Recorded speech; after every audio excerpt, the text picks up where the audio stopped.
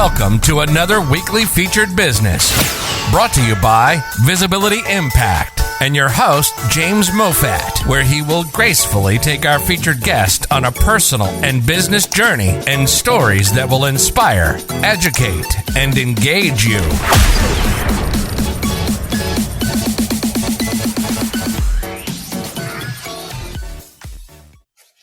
Hello, and welcome to another Friday featured business brought to you by Visibility Impact and your host, myself, James Moffat. Today we have our 122nd guest all the way from the US, and we're going to find out about our guest shortly.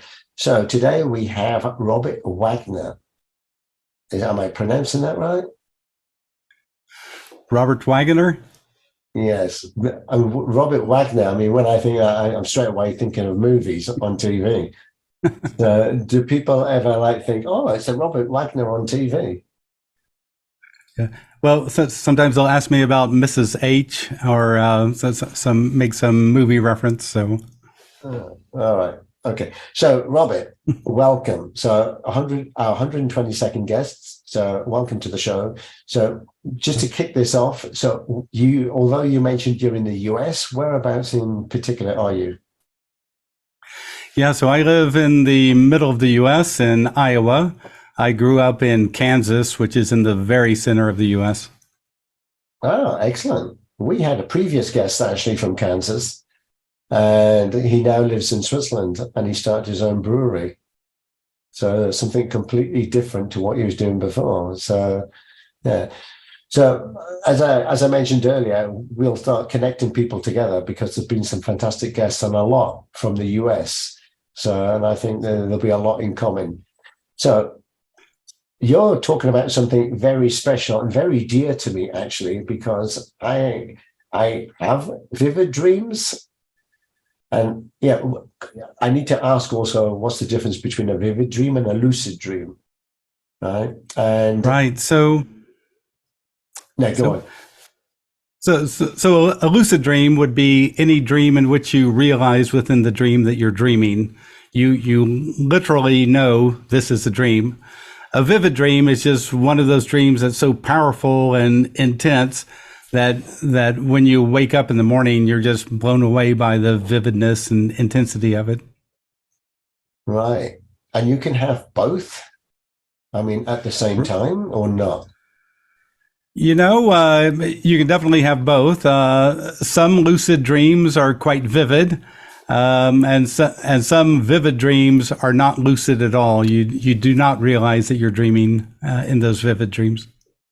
What about, I know we're kind of going straight into this, but we'll backtrack it a little bit because I want to take you through a journey of your childhood to where you are now.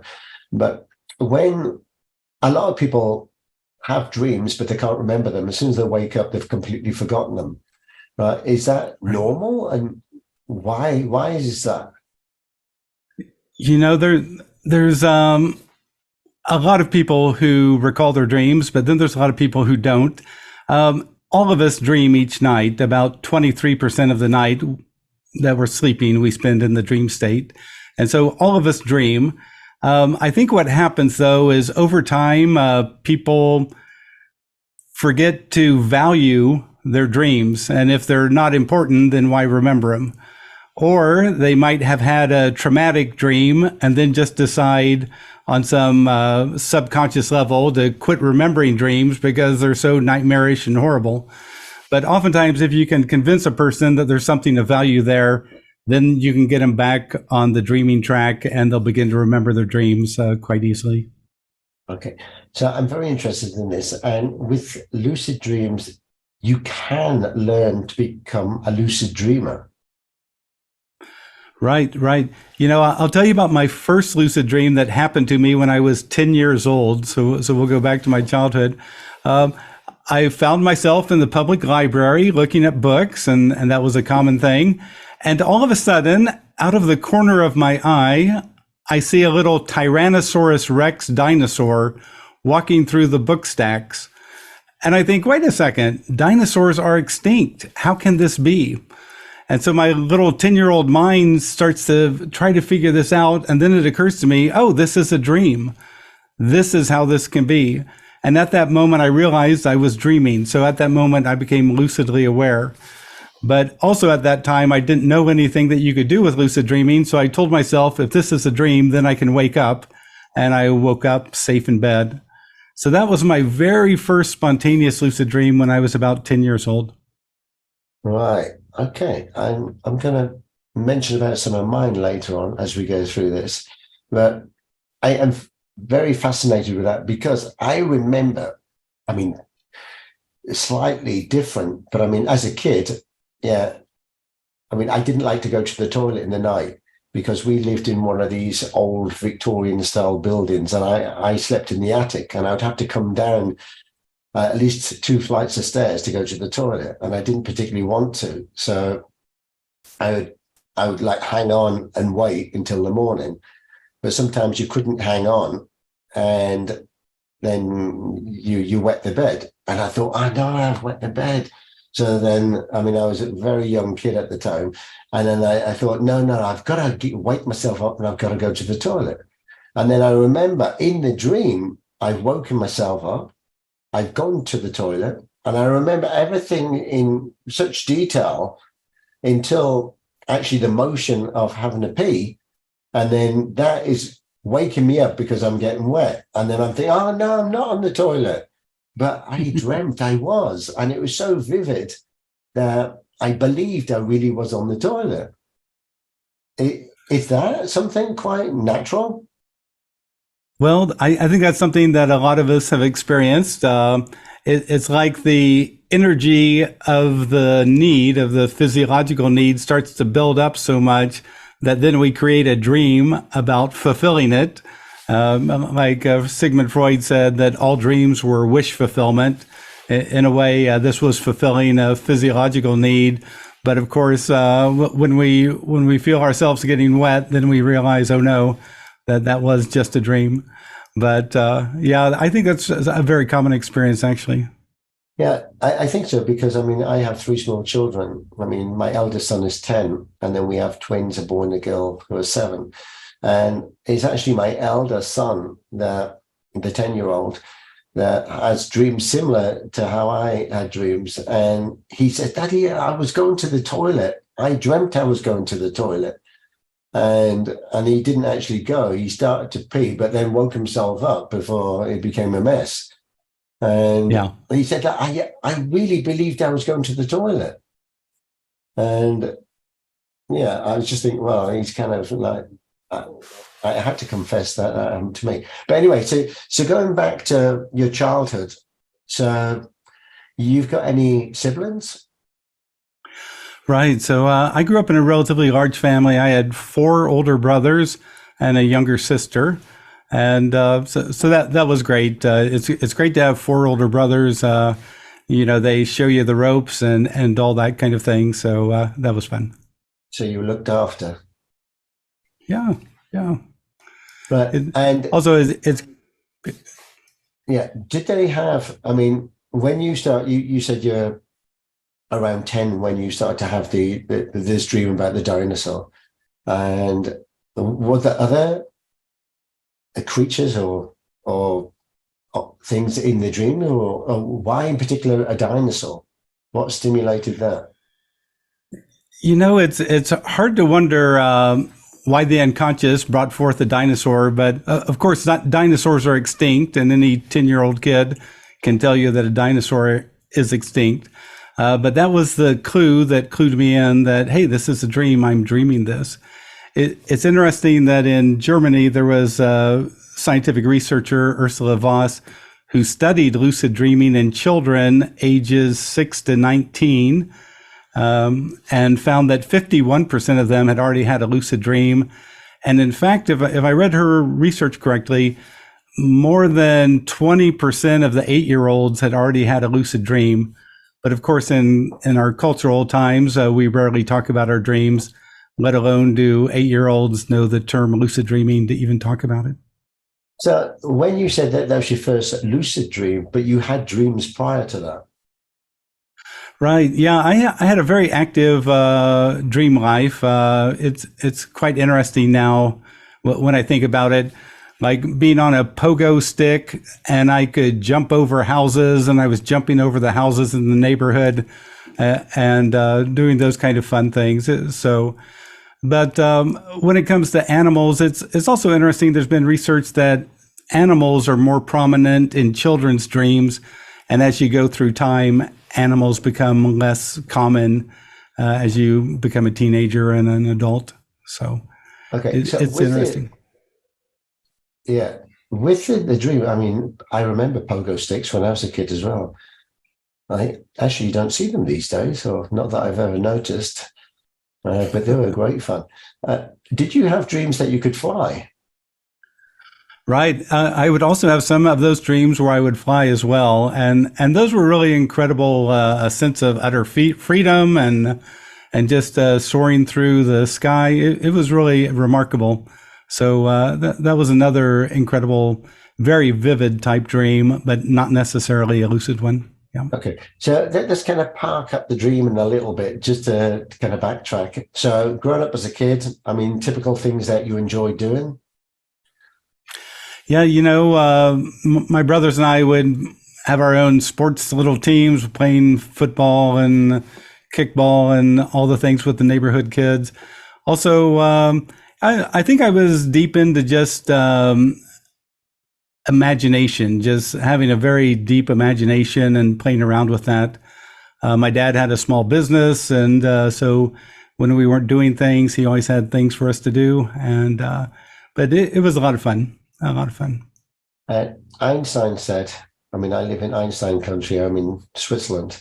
So Einstein said that you should never inhibit a child's imagination and creativity, right? Because we're born with it. And it's not that we use it too often. And it's not, I mean, he was also saying that you don't start learning until actually leave school, but that's another subject. So growing up as a kid, I mean, I got into a lot of trouble at school because I was a daydreamer. Now, is there a comparison or a relevance between daydreaming and dreaming? Right. I would say that there is. I would say in some regards, dreaming the imagination is to waking as dreaming is to sleep. And it's very common for kids. I was a kid like you. Boy, I could, in a matter of a few seconds, be deep into some inner journey, even though the teacher was up there trying to, explain long division or something like that. My imagination just could run wild when it wanted to. True. I mean, actually, my eldest son also suffers from the same. I don't know if it's a bad thing or it's good, because I find that maybe it's just I don't get the attention of the teacher, because you can have the best possible subject that you love, but it's delivered by the wrong teacher. So the delivery of it is boring. Or you can have the opposite. You can have the most boring subject, but the delivery, as in the teacher, is excellent. And then you learn. But I find that, I was quickly distracted by my own inner dreaming. I mean, my own thoughts, and then I just gaze out the window and wish I was somewhere else and dream about that until the teacher threw something at me. In those days, that it was kind of allowed that you could have something thrown at you, but not so much these days. So then, as a kid and growing up, did you look at this as a profession for later on, or what were you kind of studying, or what you wanted to do when you left school? Right. So at the time, I just realized that dreams were fascinating because they brought up images and ideas and associations that I had never consciously thought about before. They took me places that I'd never been in waking life. And so I found that all fascinating. But, I got into college, and first I started out in English, but then I thought, I'm not going to make any money as a writer or as a journalist. And so then I got into psychology and thought, okay, this is an area that I have an interest in and can do some good for the world and all. But one thing that surprised me about my psychology courses, though, there really was very little discussion about dreaming. Even though by that time I'd become a lucid dreamer and was very deep into dreaming, still psychology really doesn't talk about it that much. And except for some psychotherapists who use dream interpretation in their psychotherapy work, it's really not discussed that often.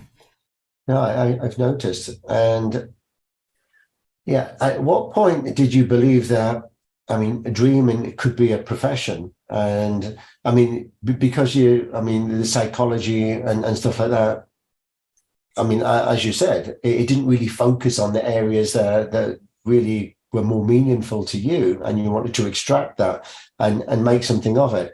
So where was kind of the switch? Yeah, so what happened, in college, I began to keep a dream journal and became very disciplined about recalling my dreams in the morning and my occasional lucid dream. And after college, I decided, instead of going on to get a PhD in psychology, that I would join the family business. And so for 25 years, I was in sales and marketing. But the great thing about that, especially traveling as much as I did, it gave me a lot of free time to think, to imagine, and also to do a lot of dream work when I was on all these business trips all around the Midwest here. So I just kept getting deeper and deeper into it until 25 years in, I decided I have to write a book on lucid dreaming. I just know far too much about this area. And so that's when I decided that I was going to leave the family business and start writing a book. Okay. So the family business completely non-related to dreaming. Right. It was a small manufacturing company with about 35 employees. Two of my brothers and I equally owned the business after my parents sold it to us. And so it was, it's a lovely business and always did very well. But on the same hand, on a personal level, it was, after a while, it just wasn't fulfilling my needs. Okay. So you left the business. Right. I thought my brothers would be upset. And so for almost a year and a half, I debated within my mind whether or not I could leave. And then when I finally told my brothers I wanted to leave and write a book on lucid dreaming, that they could have cared less. Sure, we'll find someone to replace you. Go on, do whatever you want. And so I worried needlessly for a year and a half. But I was so glad I made the switch, because sometimes you have this inner calling within yourself and it's just pressing you. And if you don't respond, it becomes really too intense. No, exactly.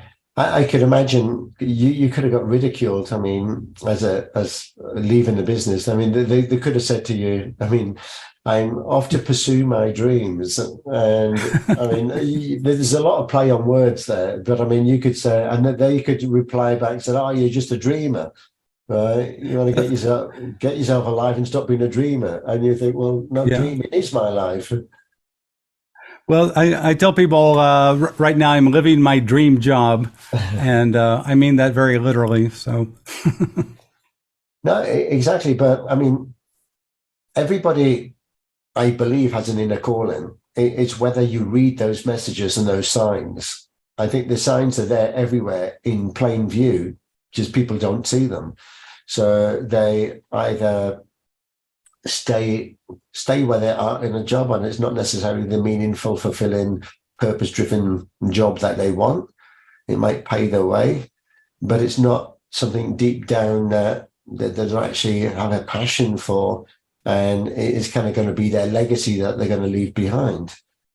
So I admire people that actually step up and do something about it, because that step it is a huge step. I mean, to leave something of that security that you would have had, and a family business as well, to go and pursue something that it was not as if it was an industry that you could say that there's a lot of other people doing and you're going to be in safe hands. It was kind of new territory. Right. It was a complete change. And of course, being an author, you sign a contract that you're going to have a book 9 months later or whatever. And if it wasn't for my dreams helping me understand how to write the book, I never would have gotten that first book written. But incredibly, the first book has been translated into 8 languages and been reprinted 15 times. So it's had a lot of readership. Okay. So at what age were you then when you decided that this is it? When you told your brothers and you said that this is it, I'm going to move forward with my own business? Yeah, I think I was, by that time I was in my late 40s, probably turned 50. Yeah. Right. Wow. So I would say something quite recent then, because you don't look so old. Well, I am one of those people who just have young looking genetic material. I just, I look younger than my physical age. Because, I mean, to do something kind of older or later in your, I wouldn't say in your life, but later in your business career, is also what people would say is a big risk. So you believed in that. Were you married at the time? Yes, I've been married for 38 years now, I believe. So a long time. Right. And your wife, I mean, when you said this to your wife, I'm going to give up the family business and going to pursue dreaming, how did she react? Yeah, my wife's a professional woman who's moved up the ranks, and she was actually very happy. She was happy to have me around more frequently instead of traveling all the time that I had been when I was in the business world. And but I do think it is a little bit odd for her when people ask her, well, what does your husband do for a living? To say that he writes books on a special area in psychology that involves lucid dreaming. So, okay. So with the business, just talking about the business now. So did you have an idea what it is you wanted to do to create the business? I mean, just having dreams is one thing, and maybe your journals of documenting your dreams, but then how to make a business from it. Right. So in this particular case, I just kind of jumped in and decided that I'd have to learn as it went along. So after the book comes out, there's a lot of interest. People are calling you up. They want to have interviews and all. But then what starts to happen is people ask, do you teach a course? Do you do any online this, that, or the other? And within a few years, I met people who got me set up with online courses and those sorts of things. And then people started to invite me various places. I think I've been on 4 or 5 continents speaking about lucid dreaming. So I'd go and do weekend workshops and those kind of things. And it's surprising, after a while, you're not going to be super wealthy. I would have, made more money staying in the family business. But this kind of inner wealth, this kind of inner satisfaction, it just can't be beat, because when people send me emails about how much my book meant to them, or they want to share a lucid dream they had that really just altered the trajectory of their life, those are the moments when you just go, wow, this really was a good career path to take. Okay. So when you created your first book, when you went into business, was the objective to create a book first, so you had a product? Right. My first goal was simply to get that book written, because, I'm breaking all sorts of new ground, bringing up things that people just do not routinely discuss at all. And so that was the first part. But the second part was just the marketing aspect, getting it spread out there, reaching other people, other languages, and all of that. One thing I'll tell you that I did do that helped all of this. So I'm kind of one of those people who's very intelligent by the various marks I got in school and all that kind of stuff. But I've also noticed that I have a tendency to procrastinate. I'll just let things slide. And so you have all this talent, but then you have this ability not to use it at all. And so one thing that I did, James, about 20 some years ago, I, with a friend, began to create an online magazine called the Lucid Dreaming Experience, and it comes out every quarter. And the reason I did it was to force myself to write an article about lucid dreaming at least once every 3 months, because I knew I had this procrastinating side that would let all this incredible experience just go to waste. And in that way, I forced myself to just begin with this very simple approach. And then after 5 or 10 years of doing that, I thought, boy, I have enough articles to write a book. I begin to see now how a book could come about. But you're right. It didn't just automatically occur one day I sat down and wrote a book. There was a precursor to it, and it was that Lucid Dreaming magazine. But you're right about procrastination. I think a lot of business owners, particularly solopreneur business owners, procrastinate a lot. Their head is full of ideas and they've got great material. It's just that extracting it from the head and actually putting it on paper and actually doing something with it is the hard bit.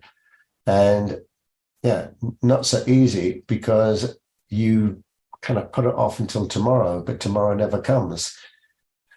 So yeah, I think everybody procrastinates in a certain degree. I mean, there's many things that I want to do, and because there's too many things I want to do, I don't know which one I'm going to do first.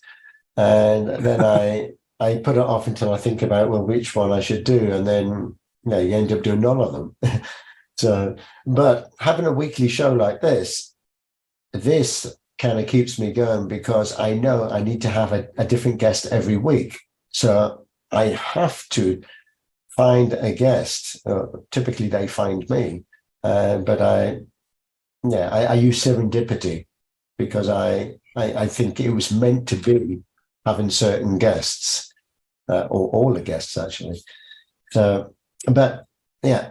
So with that, I mean, you mentioned also about programs and doing training and stuff, and kind of naturally, kind of organically, people are asking you, well, do you do this? Do you do that? And then you think, oh, kind of light bulb moment, then maybe I should do that, because what I know is a font of knowledge that other people could benefit from. So tell me a little bit about the business. So how many books have you got there? And also, what kind of programs or other things do you do? Right. So I have 2 books. The first one is called Lucid Dreaming Gateway to the Inner Self. And so it's a bit about my journey into lucid dreaming, but then goes beyond that into all sorts of areas that a lot of lucid dreamers, just because you can become aware within a dream that you're dreaming, conceptually, you still don't understand all the things that you can do once you're consciously aware within the dream state, like how you can use it to access creativity, how you can use it to promote emotional healing or physical healing, how you can use it to engage what I would call your unconscious mind, and how you can even use it, for spiritual practices and like meditating within a lucid dream. But so I wrote that first book, and then a few years later, along with the co-author Caroline McCready in London, I wrote a second book, Lucid Dreaming Plain and Simple. And basically the second book was in response. The only criticism I got about the first book was, you've got to give us the tips and techniques on how to do what you're doing. And so that's what the second book is about. It's really kind of the handbook of, here's how you go about it. Here's how you relate to the dream when you're consciously aware, and here's how you take this further.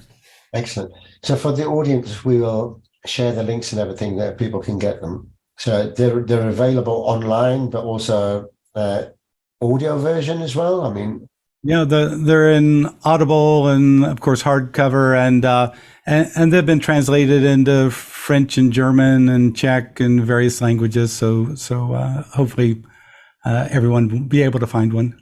Okay, well, we'll share the links in the notes afterwards. But I just want to go and kind of dig deeper into that. I mean, you touched on something that kind of resonates a lot with me. I mean, the consciousness as well, the conscious mind, and there's various different stages of that as well. And then also with dreaming, you can go into kind of what people call kind of just a peripheral kind of dreaming, and then you can go kind of into deep state kind of dreaming. And can you elaborate a bit more about what the different types of dreaming are? Because I know if I'm very, very tired, I can fall asleep in an instant. It doesn't mean I'm dreaming, but I'm asleep. Right. So there's really all types of dreaming, and some of us seem to specialize in certain types. But I'd say most dreams have to do with, well, scientists would say it's about processing emotions, about creating new associations and creativity. It's about memory processing and those sort of things. And there's scientific evidence for that. But most of us, when we look at our dreams, I would say a lot of them have to do with the emotional aspects of our living. It's about how we deal with the angry customer, or how we deal with the boss who's never happy with our work, or how we deal with the, complexities of life. That's what most dreams are about. But occasionally we'll have these dreams, I think, that Carl Jung called big dreams, these kind of dreams that we wake up and we're just so blown away. And we know this is somehow important to our life, but we might not know exactly how. Sometimes these are really moments where the probabilities shift, and if we take the right path, we'll lead to something great. So there's really all types of dreams, but mostly for most people, it's going to be about emotional processing. Okay. If you don't mind, I'm going to ask you a bunch of questions, because I know the viewers might want to ask questions, but I'm not going to ask them from my point of view. And I'm sure, if people have got questions as well that they want to connect with you, they can do afterwards as well. So my mum always said to me, don't eat cheese before you go to bed. It'll give you nightmares. It's just that an old fallacy, or is there any truth in that? I think there have been some studies on eating food before sleep and whether it changes things. Well, whether cheese rose to the rank of altering dreams, I'm not exactly sure, but that's something I think there is some research on that area. For myself, I have rarely noticed that my food has really entered into changing my normal dream process. Right. Okay, great. So I was just going to fire some questions at you, if this is okay. Sure. Right. So, yeah, you mentioned about emotional kind of stress or traumas. So you're in the workplace and maybe you have some bad colleagues or a bad boss, and maybe you're a victim to something or whatever, or you've been asked to do something you're not comfortable doing, and then you've kind of taken that home with you, and then you've gone to bed. Is that something that would naturally want to come out in a dream because it's in your mind and it's been playing on your mind, like maybe throughout the day, throughout the evening, and then you've gone to bed with it? Would that be something, because it's there, it's going to come out in a dream? Or is there a way to switch that off? Right. I would say that normally it's going to show up in the dreams, just wherever your head is at, wherever your mental atmosphere is at, it's going to show up in the dreams. Now, for some of us, we use dream incubation. Before sleep, we would try to resolve the issue, and we would create a sentence in our head. Tonight in my dream, show me the best way to relate to my boss so that we can live in harmony. And then that night you might have a dream that shows you, don't relate to your boss in this way. Talk to him about football scores and this, that, and the other, and then bring up the budget items. And then it works. Just don't show up with the budget items because he'll be all pissed off. Talk about football first because he loves football. It's amazing. Sometimes what your dreams will show you is, there's different ways of cracking the nut, and here's some new ways that you ought to go about it. Yeah, excellent. I want to touch on a few personal experiences as well. And as a kid, I used to have many, many dreams I could fly, right? But everybody had a different mechanism or different method of flying. I could just basically stand still and just elevate or levitate, should I say, off the ground. And I could go higher if I concentrated more. Otherwise, it'd just be above rooftops. And if I wanted to take someone with me, which was possible, I would have to hold their hand, but I would have to concentrate more because I have to lift them off the ground as well.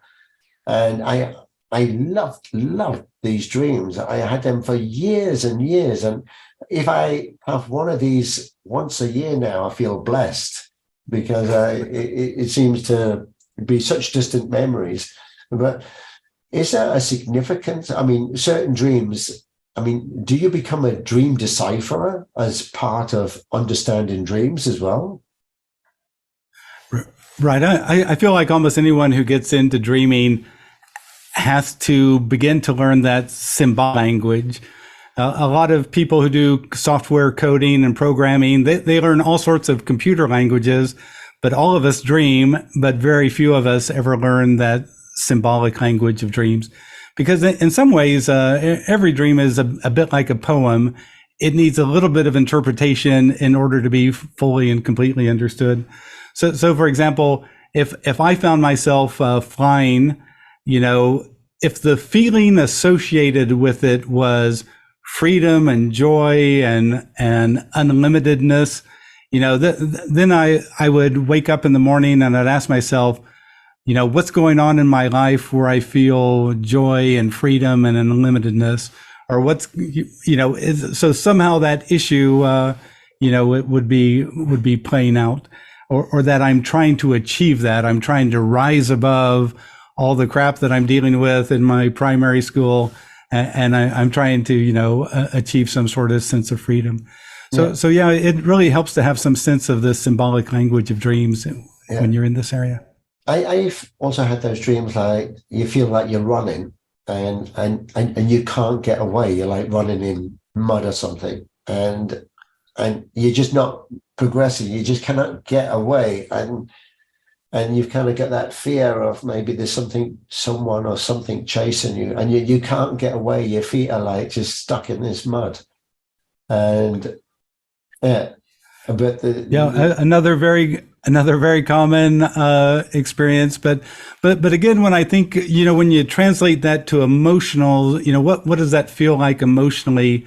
And then if you'll ask yourself, what's going on in my current life where I feel that way, where I can't avoid something, where I can't get away from something, where I want to make progress, but I can't, then normally when you ask yourself that question, it'll occur to you, oh, it has to do with this issue. I just cannot break free of that and all.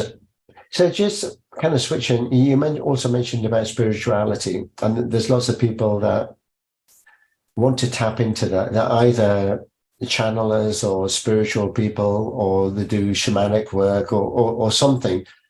And a lot of it is based around consciousness and the levels of consciousness that you can get to. And then also people take stimulants to get into kind of that area or that vibration.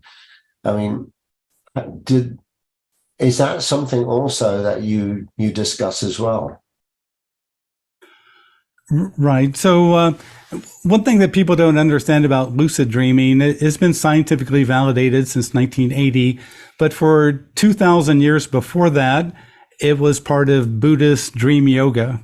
And for 1,000 years before that, the mystical branch of Islam, the Sufism, used lucid dreaming as a way to connect to the divine. And also native and shamanic traditions all around the world have used lucid dreaming for thousands of years. So what's kind of interesting about it, it's a spiritual practice that finally received scientific validation. But here'd be an example of what I encourage people in a lucid dream to do. So you become aware you're dreaming. Then at that moment, if you want to, you could decide to meditate.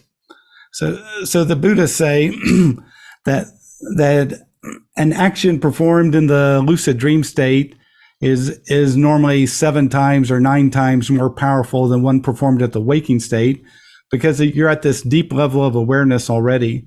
So when you begin to meditate in a lucid dream, I'll tell you, you will go so deep so quick, it'll blow your mind how transcendent you begin to feel. It's truly profound. Another way you can approach spiritual pursuits in lucid dreams is become lucidly aware, stabilize the lucid dream, and then ask your unconscious mind to experience a quality of the divine. Like just ignore the dream figures and say, hey, dream, let me experience unconditional love. And I'll tell you, the resulting experience will be so profound. I've had people tell me that they woke up and cried tears of joy for 15 minutes because they had never experienced the true depth of unconditional love. It's really amazing how you can access this kind of conceptual knowledge besides other knowledge in lucid dreaming. But again, you have to know how, and that's why people like me write books. Right. So now we're on kind of the spirituality part as well. I mean, that fascinates me a lot because, I mean, also you in your training, you can teach people into how to get into a lucid dream or how to have a lucid dream. I mean, that's all possible. I mean, if I never had one before, is it possible I could learn a technique on how to have one? Right. You can definitely learn how to lucid dream. First, it helps to have a little bit of dream recall. So I hope a person would at least be able to recall one dream a night. But then there's certain practices that you can use to become lucidly aware. I've done a lot of workshops around the world. I recall one, it was an online workshop. A woman was in her 70s, had never had a lucid dream before. And in 1 week, she had 3 lucid dreams. But it's just, it takes a certain kind of mindset and a little bit of change from our normal waking practice of just ignoring dreams and forgetting about dreams and not taking the area seriously. So, just come back. When you said you were 10 and you had this lucid dream about a dinosaur, right? Did you know how you got into a lucid dream? I mean, was it not until years later that you learned kind of, well, this is working and that didn't work, and then you kind of self-taught yourself, or did you read books on it as well? Yes. So what happened, at age 10, it was a spontaneous lucid dream. I didn't really understand it, but I had the experience. So it was 7 years later. I was a junior in high school reading a book by Carlos Castaneda called Journey to Ixtlan. And Carlos Castaneda was a UCLA graduate student who was trying to study psychoactive plants, and met a shaman, Don Juan, who taught him things. So I'm reading this book, and in this book, his shamanic teacher tells him to find his hands in the dream state and become aware of dreaming. And so I'm this 17-year-old kid. I go, what? You can do that? You can become aware within a dream by finding your hands? But there wasn't a technique. And so I just created my own technique because I knew about the power of suggestion. Each night before I'd go to sleep, I'd look at my hands while telling myself in my mind, tonight in my dreams, I'll see my hands and realize I'm dreaming. Tonight in my dreams, I'll see my hands and realize I'm dreaming. Tonight in my dreams, I'll see my hands and realize I'm dreaming. I do that for 5 minutes, fall asleep. On the third night of doing it, I'm walking through my high school hallway, and all of a sudden, boom, my hands pop right in front of my face. And I go, oh my God, my hands, this is a dream. So this was a simple technique that I taught myself actually back in 1975, how to become lucidly aware in the dream state. And it was amazing. The scientific evidence didn't come out until 1980. And so for 5 years, I was exploring lucid dreaming without really any guidance or assistance from others. No, I mean, I love that. I love kind of having a sign within your dream that this is a dream. So you can create whatever sign you want, like give me an image of something, make that image appear, and then I know I'm dreaming. Right. In some regards, it's like Ivan Pavlov, the Russian physiologist. He would ring a bell every time he fed the dogs, ring a bell every time he fed the dogs. Then he could ring a bell and the dogs would salivate. And they called that a conditioned response. So what we're doing in this particular case, even though I didn't realize it, is we're conditioning the sight of our hands with the thought, this is a dream. You can't look at your hands and think, oh, I need a manicure or whatever. You got to look at your hands, and the first thought has to be, this is a dream. So you might be climbing a ladder, see your hands, oh, this is a dream. You might be opening a door, see your hands, oh, this is a dream. But that's how I taught myself how to get on a lucid dreaming path. Okay. And that's just one of probably 20 valid techniques a person can use. I was just thinking, if you went to bed and you said, if I hear, I want a bell to ring to indicate that I'm in a dream, and then you repeat it several times, I want a bell to ring. And then when you're having the dream, and then what would stimulate that bell ringing? Well, there's actually scientists who have done these kind of studies trying to use auditory cues to help people become lucidly aware. Mostly the problem is it wakes people up, even though that they have this little bell, and it's 50 feet away, darned if the person, their eyes pop open and they wake up. There's been other ways of doing Stephen LaBerge, one of the main researchers, created what he called the Nova Dreamer, which is this thing you'd wear over your face, and it would detect when you're having rapid eye movement, so you're in the dream state, and then it would flash red lights into your eyes, which hopefully you would see in the dream, and seeing the red flashing lights become lucidly aware. So there's been various approaches to this. Some work better than others, and all, but I like the old-fashioned way, just creating a simple, when I see this, my thought is going to be, this is a dream. So with dreams, is it possible, have you experienced that you could start a dream, you could be in a great dream, and then you can steer the journey or steer the dream so it can play out how you want it? Right. So if someone told me that story, I would say that's kind of a pre-lucid or a semi-lucid dream. You're kind of aware enough that you realize something is goofy here, and that if I think like this, then it's going to go that way. And so you're kind of semi-lucid, but you haven't achieved full lucidity that, wait a second, this is a dream. I can do whatever I want here. So, but the important thing is people who have that level of awareness in their dream state, those are the kind of people who make good lucid dreamers, because they're already seeing how their cognitive content changes the direction of their dreams, and how they can exert a little bit of influence to move things the ways they want them to go. Yeah.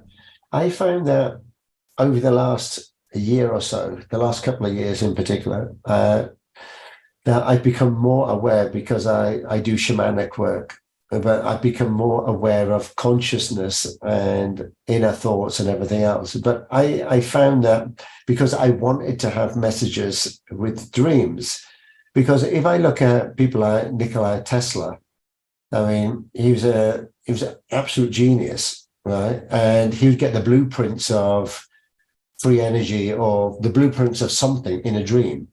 And, right. And then he had a photographic memory. He could just write it down.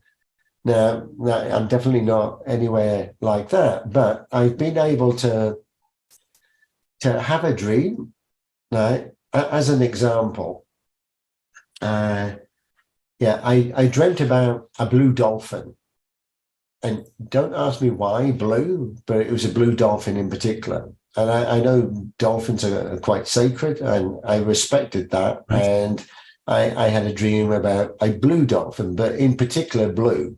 Right. And in the night, I woke up, which I never normally wake up to go to the toilet. It's kind of a childhood thing, and like waking up to go. But I make sure I don't drink too much before I go to bed. Right. But I never normally wake up to go to the toilet. But that particular night, I had to wake up to go to the toilet. So rather than dreaming I was going to the toilet, I actually woke up and went to the toilet. And I went back to bed, and I thought, I was having such a great dream. But as soon as I went to sleep, I went straight back into the dream. And that's never happened before. It's only in the last couple of years that I've had these kind of magical dreams, right? Because within the dream, there was a message.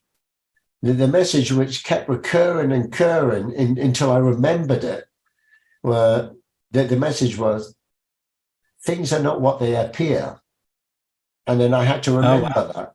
So when I woke up, I had to remember things are not what they appear. And so, but it kept repeating it because I'm terrible at remembering things. And if like, as I mentioned earlier, I just wake up after a dream and completely, did I have a dream? I can't remember.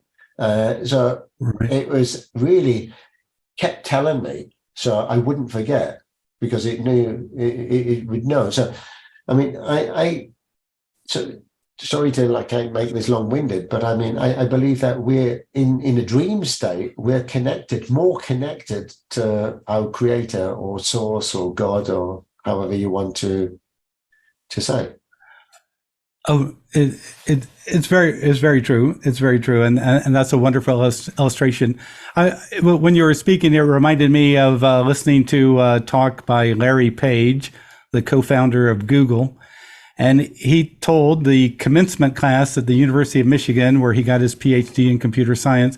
He told them that when he was a PhD student there, he began having dreams at night about, stripping all this data from the internet.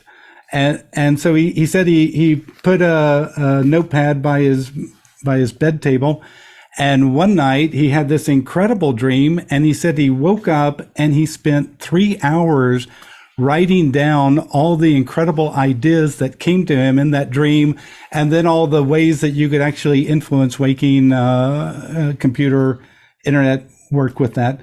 And he woke up, he took it to his major professor. His major professor said, that's actually a pretty good idea, but why don't you finish your PhD first, and then you can worry about this.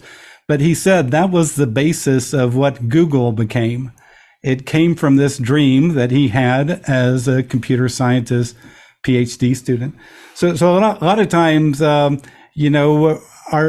especially when we get focused on a certain area, whether we're Nikola Tesla or whoever we are, we really will come up with solutions, but it really helps to write them down in the morning, because you're right. If you don't do that, they'll evaporate.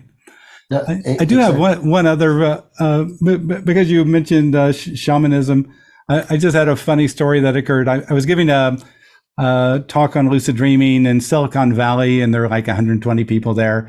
And so finally the event gets over, but now it's 11 o'clock at night, and now there's 30 people who want to ask me questions all lined up. My inner awareness told me the last woman in line is very important. And so, I went through the whole, and finally the last woman in line came, and she obviously was from a foreign country, and she told me that she hadn't been able to dream for 2 years now, and could I help her? And I said, well, what happened to you 2 years ago? And she said, oh, my husband died suddenly. And I said, well, sometimes we have trauma, and then we just shut down our dreaming. And she goes, no, it's something else. I know it's something else. And by this time, it's 11:30. I was bone dead tired. I told her, look, I'm going to go home and I'm going to dream on your issue tonight. And then in the morning, I'll send you what the answer is. So give me your email and just let me get out of here. I got to get some sleep. So that night before I went to sleep, I told myself I'm going to dream on this woman's issue and all.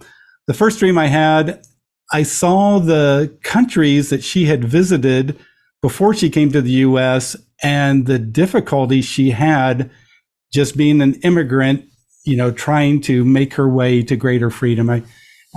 If I recall correctly, she came from Russia. Anyway, so when I woke up from the first dream, I thought, boy, this woman is really a tough cookie. She's really something to be proud of.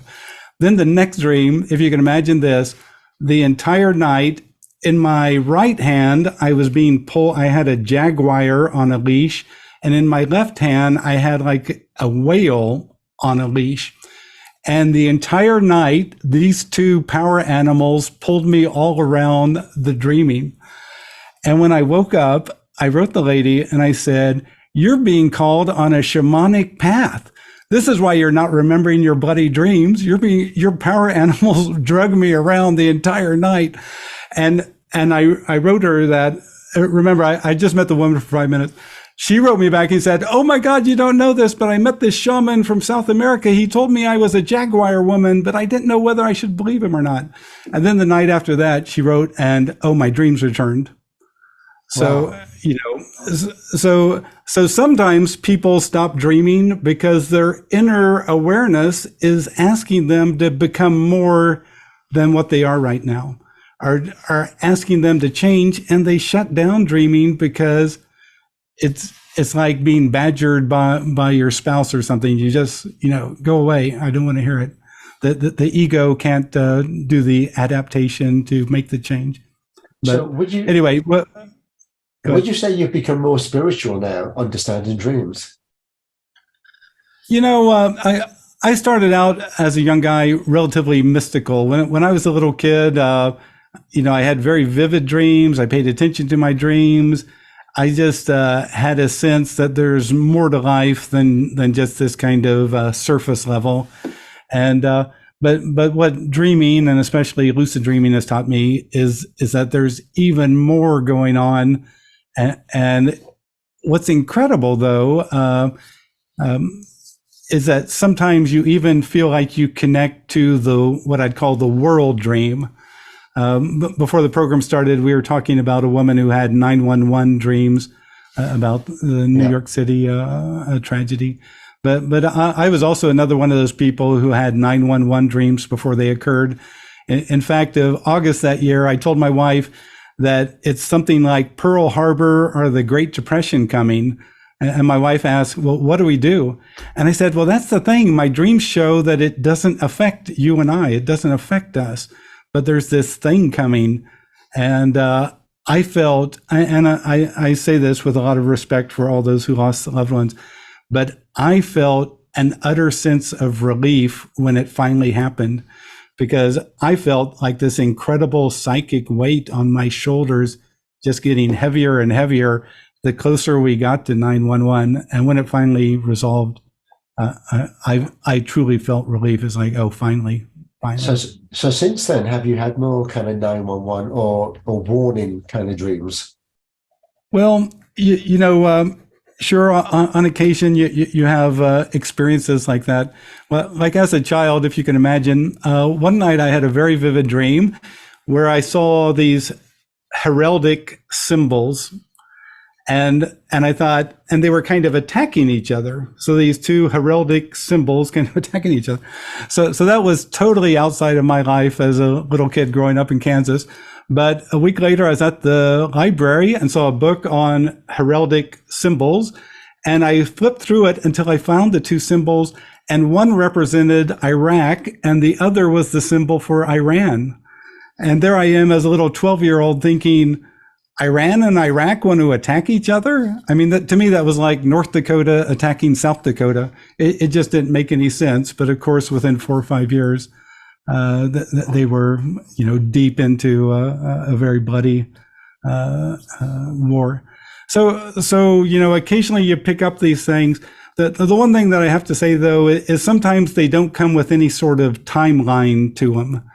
You don't have any sense that, oh, in the next year this is going to happen, or next week this is going to happen. But I did have a dream a year ago that the U.S. is going to create its own digital currency, an official government-approved digital currency. But again, I don't have any timeline. I don't know if that's happening, you know, this year or next year. But I think we're going to get to the point where a digital currency actually exists. So we'll see. We'll see if that turns out to be. Yes, there's lots. I remember, it just made me remember, I went to Philadelphia when I was very, very young. I mean, I think I was in my early 20s or something, and with the family. So with my mum, my elder sister who lived in New York, and I think, yeah, my brother.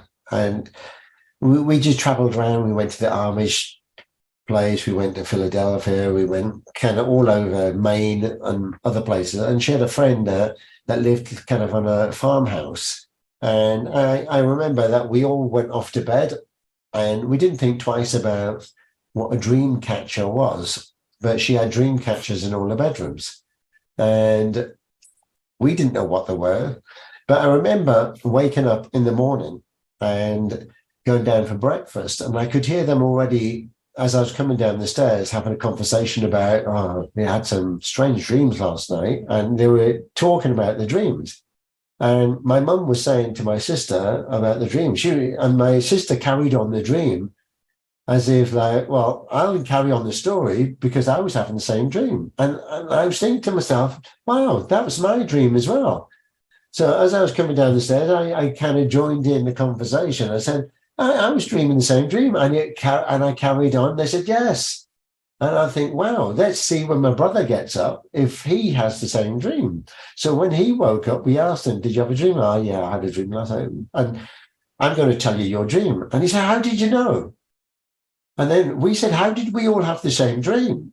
And the woman said, she's got dream catchers. And I'd never experienced that before. I never even knew what a dream catcher was. But she said, there have to be kind of native ones, right? And not one you buy. There should be a gift, apparently. But have you heard of that? Have you heard of that before?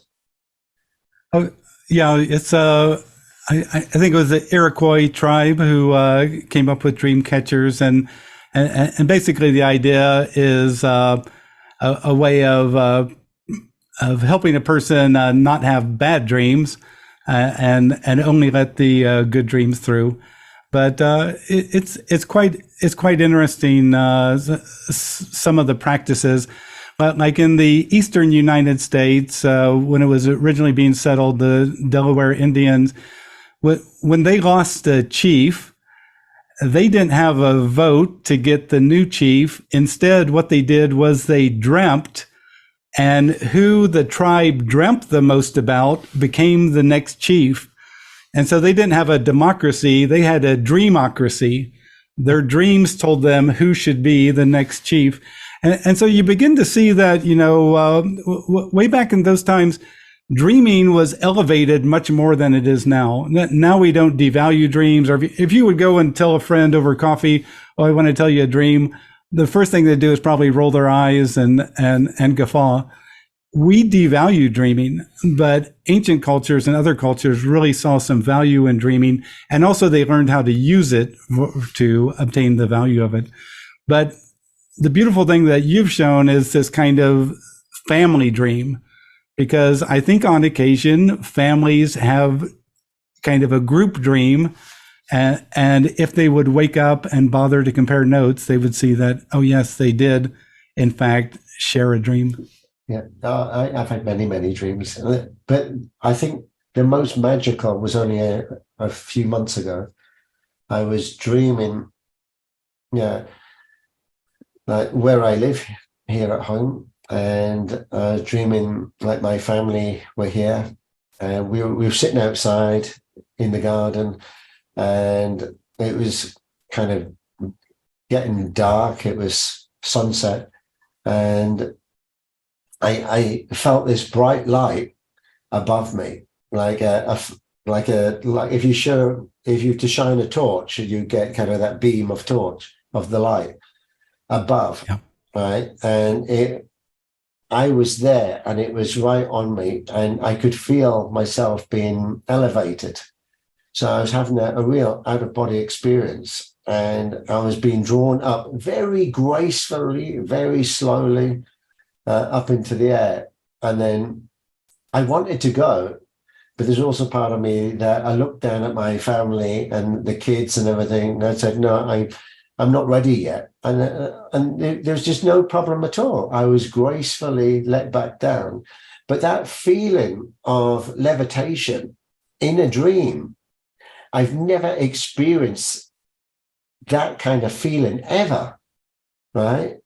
Or that I know of. But to have that in a dream and to feel the feeling of levitation, not knowing what levitation is actually like, but to feel it, it was something very magical. But I was able then, within the dream, like you said, lucid dreaming, I was able to communicate and say, no, I'm not ready. And I came back down. So just your thoughts on that?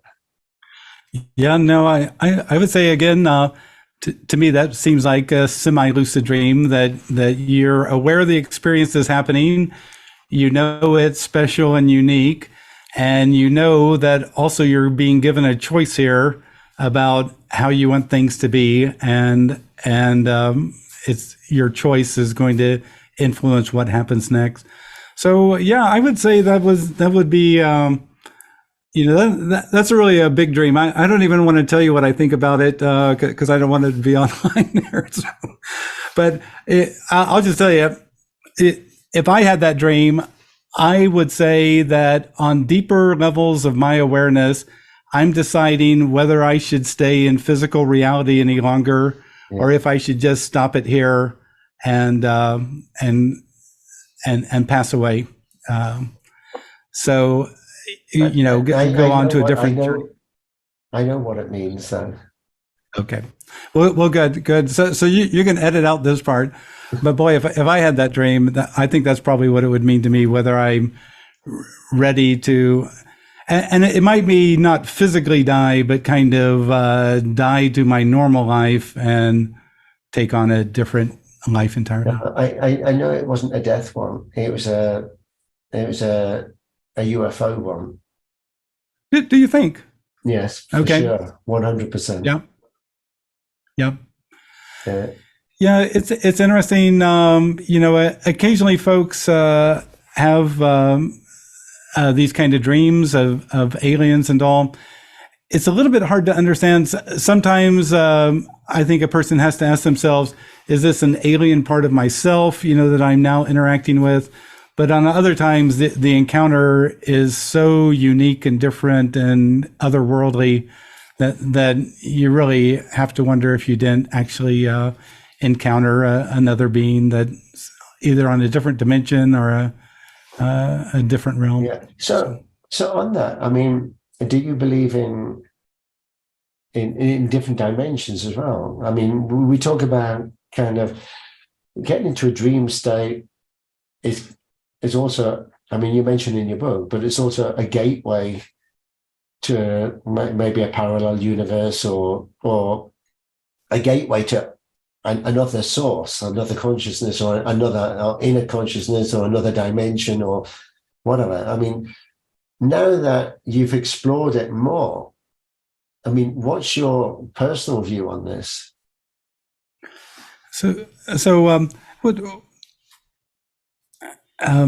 Lucid dreaming, of course, is a long journey, and I've been at it for more than 40 years. In the first stage, what I kind of uncovered was this, that dreaming actually has certain principles. And if you learn the principles, then you can manipulate within the dream better. Then the second thing I learned was you can contact your unconscious or your inner awareness when you're consciously aware in the lucid dream state. Just ignore the dream figures and just basically ask your mind a question. And then normally you'll either hear a response or see a response. And then as I went along, I began to see how my own beliefs and expectation and focus and intent are kind of also being projected out of me into the dream space. And so after 20 years of lucid dreaming, I began to wonder if lucid dreaming exists by virtue of this inner awareness and my own beliefs and expectations.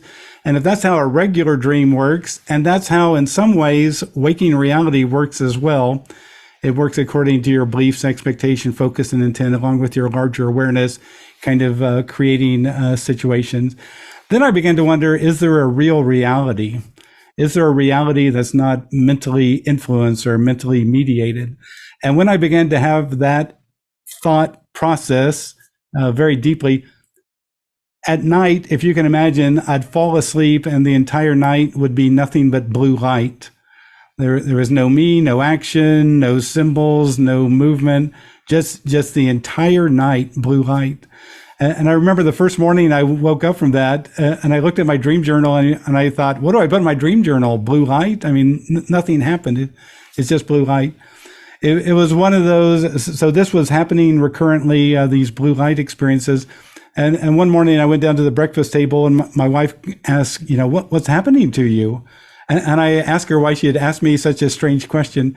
And she said, last night I woke up and looked at your face, and I've never seen someone in such bliss before.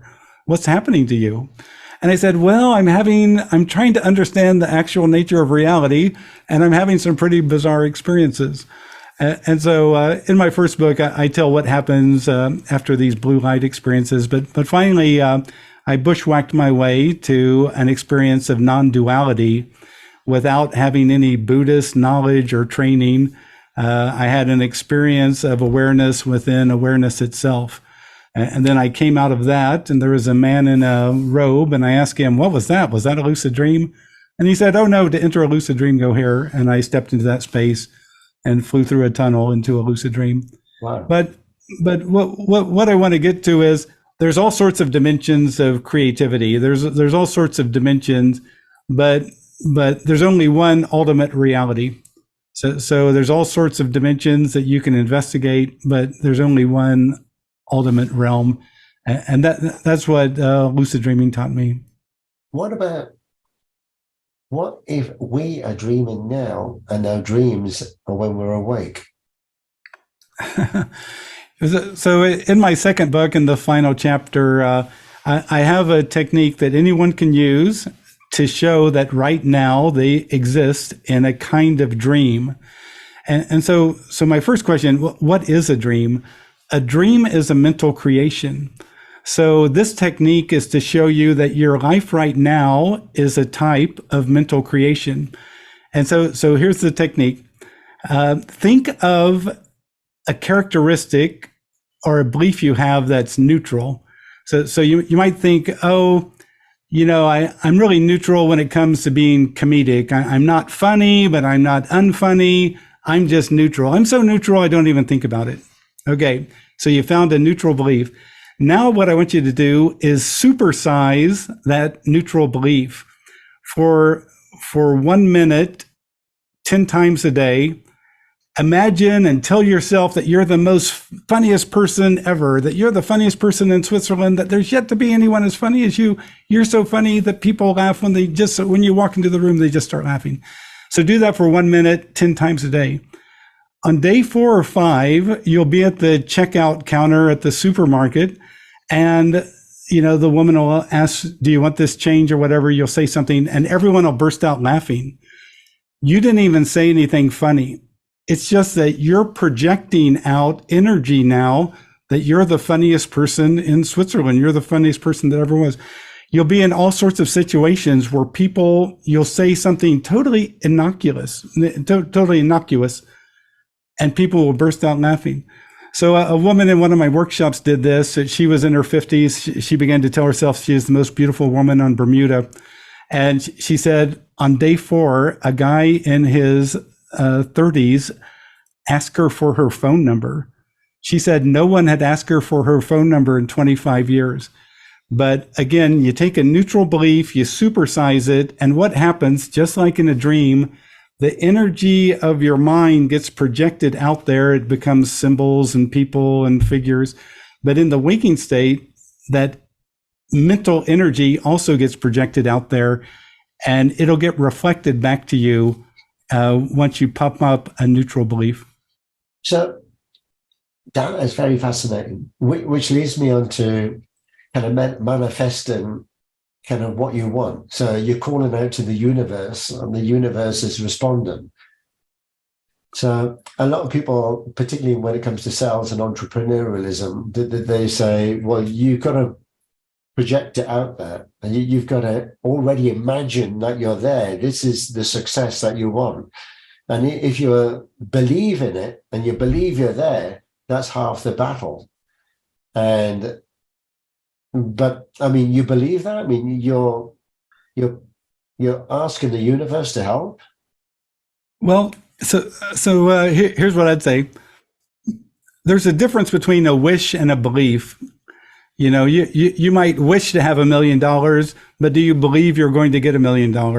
And those might be two different things. So you have to realize that not every thought is a belief. Some thought is just a wish. You just hope for it, and all.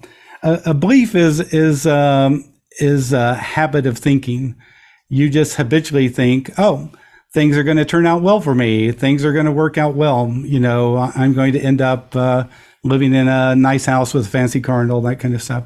So I do think beliefs are very important, but you have to differentiate between wishes, which are hopes, as opposed to beliefs and expectations, which are something different. Also, being a dreamer, I would say it helps to ask the unconscious mind if you're approaching things correctly, because sometimes people start out with a wish and they're just wishing, and they're not having any luck. They're not having any fulfillment. That's when you have to get some inner counsel, because there's a good chance you'll blow off everybody else. But when your inner awareness explains to you the fundamental point, that's when you can't argue with it. Sorry, there's an expression. I mean, Henry T. Ford said that, I think it was Think and Grow Rich. But anyway, Henry T. Ford said that you have to be there's a difference between a dreamer and a practical dreamer. A dreamer is just like someone's kind of scatterbrained, kind of dreaming and blasé. And then a practical dreamer is someone that wants to realize their dream, right? So they'll stop at nothing to make sure that happens. Whereas a dreamer is a kind of fancy foot, doesn't care less. And Henry Ford also said, believe you can or believe you can't. Either way, you're right. And so he basically pointed out that the beliefs are fundamental. And if you believe you can't, then you've basically set up barriers to achieving it. So you have to have a positive, keep it positive. It definitely helps to kind of become more aware of your mind. It's like a dream reflects the mind, but I'd also point out to people that their waking reality reflects their mind. It reflects every decision they've made up to that point. It reflects kind of the way they carry and approach things. It reflects the things they value and don't value and all. So again, examining the mind is really a wonderful way. And also when you realize these areas of negativity or doubt or frustrations, the thing isn't to ignore them, it's to resolve them and replace them with what you want instead. Okay, so we're just going to kind of wrap this up now, although we could talk for hours because I absolutely love this subject. So have you got any advice or anything memorable that you want to leave us with? Also, if people want to reach out to you, we're going to provide the links and everything. And when you do your programs, are these done online? So, I mean, you can have an audience from all around the world. So maybe a bit more about the work that you do. Yeah, so the online workshops that I conduct, they happen with pre-recorded videos and then normally a forum where people can share their experiences or ask questions that I'll respond to. And oftentimes there's also a Zoom component once a week where people can ask live questions and view that recording as well. And so you can always find those on my website at lucidadvice.com. Also, my two books are Lucid Dreaming, Gateway to the Inner Self. That's kind of, if you want to have your mind blown and you're already into lucid dreaming, read that book. If you want to learn the tips and techniques on how to become a lucid dreamer yourself, then the book Lucid Dreaming, Plain and Simple is the one that you want to focus on. So have you got a third book planned? I do have a third book. After my first book came out, some even deeper things occurred. And so I just got to set aside 9 months or something to sit down and focus on writing a third book. But it really showed me how deep the self is, and also how deep the mind is as well. And also how we exist as an interconnected oneness. We think that we're separate and apart, but actually at deeper levels of reality, we actually interconnect. So now that you gave up the family business, and having years of doing this and your 2 books, the workshops and everything else, and the more that you've gone deeper into this, that you definitely feel that this was your calling and you're more than happy that you made that choice. Oh, exactly. When you have that inner sense, you just have to go with it, because otherwise you miss out on all that energy that's really kind of, in a sense, coming from your heart. And that energy is enough to keep you moving forward, keep you impacting people, and really make a name for yourself. Yeah. Was there ever in whatever area it is? Yeah. Was there ever a point that you thought, oh, this is going to be all too hard and I should go back to the family business? Yeah, well, when I was first writing my book, my very first book, I got in about 50 pages and hit what they call writer's block, and I couldn't figure out what to do next. And the weeks were going away, and I realized I had to have this all sent to the publisher December 31st. Then I had a dream, and I'll tell you what the dream was. I saw a garage driveway, and the first 3 feet were very solid and well done. Then there was like 5 feet of rubble, and then the last 5 feet were very solid and well done. And that's when I woke up and I realized, oh, that's me. This first section, I got it all figured out. This middle section is a total jumble in my head, but the final section, oh yeah, I know what that's going to be. So I jumped ahead 5 chapters and just started writing, wrote the end of the book, and then I knew how to write the middle of the book. Excellent. So dreaming showed me the way of how to write a book so that I didn't go totally crazy. But that's why, even if you're in business and trying to make your business a success, sometimes your dream can show you where the success is and where the trouble is and how to approach it so that you can avoid the trouble. But you've got to pay attention to your dreams. You mentioned about this lady that you could go into or have her dream and then figure out, I mean, with the Jaguar and so on. You could do that for anybody? Well, in this particular case, I could tell my inner awareness was making it clear to me that this woman was somehow important. So I'm not going to say that I could do it for anybody. I think I could do it for most people. And I'll tell you, here's the interesting thing. After 40 years of keeping a dream journal, I know about what constitutes my dream symbolism glossary. When I dream for another person, I have symbols that I have never, ever seen that have no connection with me, like dreaming of this woman and the power animals on a leash and the whole thing. It's like that's not Robert Waggoner dreaming. That's her dream symbolism inside my head. And so that's how you can tell that you're actually connecting with the other person. But then again, of course, you have to have some sort of sense of understanding dreams in order to interpret that and work with that. But I realized that she was being called on a powerful, shamanic path, and it was her path. So, which leads me to the question: would she have to give you permission to do that? That's a wonderful point.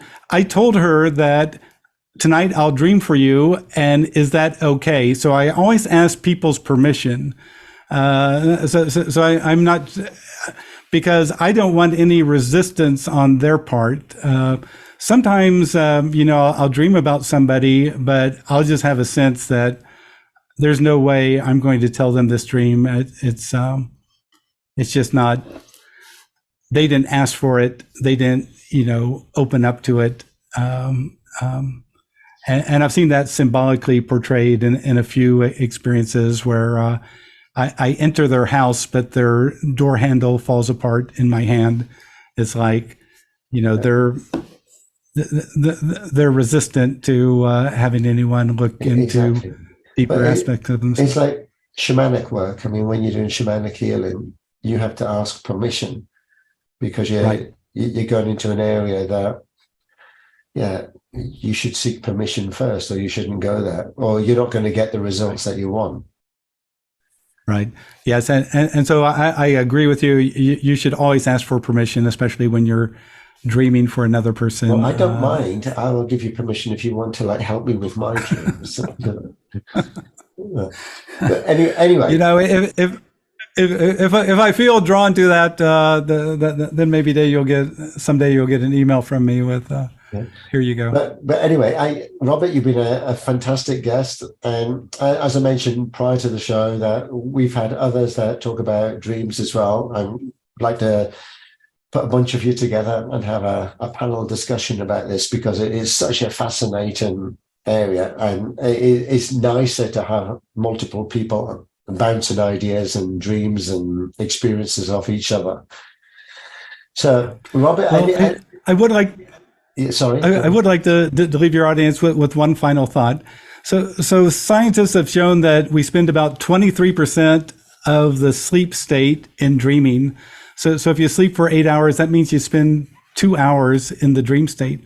So what that means is that by the time you're 24, you've already spent 2 entire years in dreaming.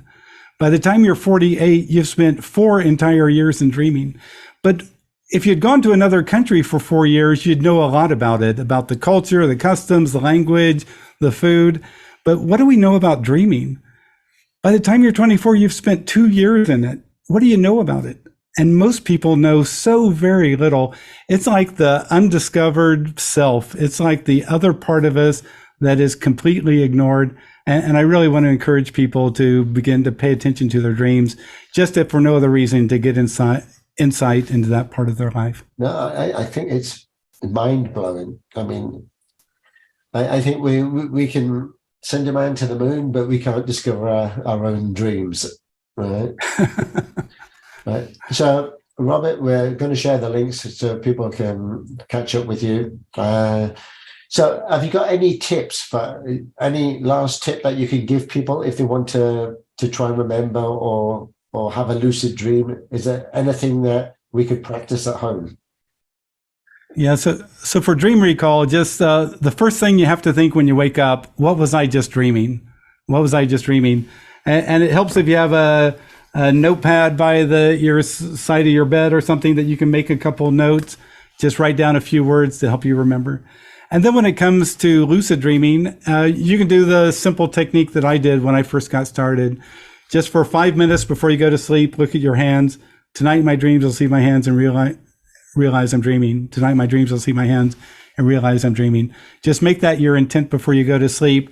And one of those nights, boom, your hands will pop right in front of your face. So you'll see yourself opening a door, see your hands, and you'll realize this is a dream. But I want to tell you, the first thing you got to do is stay calm, because people get so excited, they'll wake themselves up at that moment and have a very short lucid dream. So remind yourself to stay calm, tell yourself to stay calm, and that'll help stabilize the lucid dream. Excellent. I'm going to try that. I'm going to try it tonight. Okay. Right. So, Robert, thank you once again for being a 122nd guest. It's been an absolute pleasure. It's something that's really dear to me as well. And I definitely want you back on a panel discussion with some of the others that focus on dreaming as well. Well, thanks so much, James. It's really been a pleasure. Thanks. Absolutely. So thank you very much, Robert. Have a great day. Wow. That was another Featured Business brought to you by Visibility Impact. If you'd like to be our next featured guest or learn how James Moffat can help you leverage on the art and power of interactive storytelling for your business, reach out and schedule a call now.